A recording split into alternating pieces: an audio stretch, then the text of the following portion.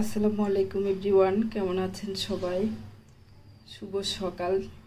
এই যে এটা হলো আমাদের প্রিয় নবী রাসূল সাল্লাল্লাহু আলাইহি ইসলামের প্রিয় খাবার জবের ছাতু। তো আজকে আমি এই জবের ছাতু বানাবো আর আপনাদের সাথে শেয়ার করব। তো এই যে চুলা একটা পাতিল বসিয়ে দিয়েছি, দুধ গরম করে নিচ্ছি।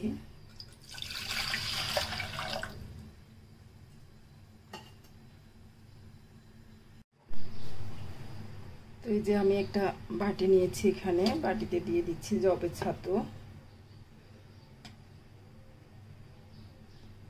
আমি 3 টেবিল চামচের মতো দিয়ে দিয়েছি। এখানে দিয়ে দিচ্ছি 4-5টা কিশমিশ,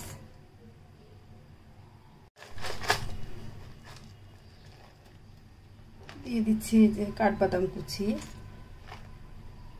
এটা আসলে শুধু দুধ দিয়ে খাওয়া যায়, যেহেতু আমি ডায়াবেটিস রোগীর জন্য বানাচ্ছি, একটু চিনি টিনি দিব না, সেজন্য হালকা এগুলো দিয়ে দিচ্ছি আর কি।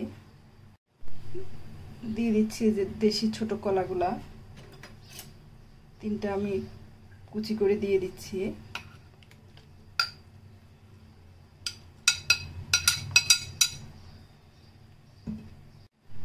আসছে যে আগে থেকে জাল করা দুধ দিয়ে দিচ্ছি।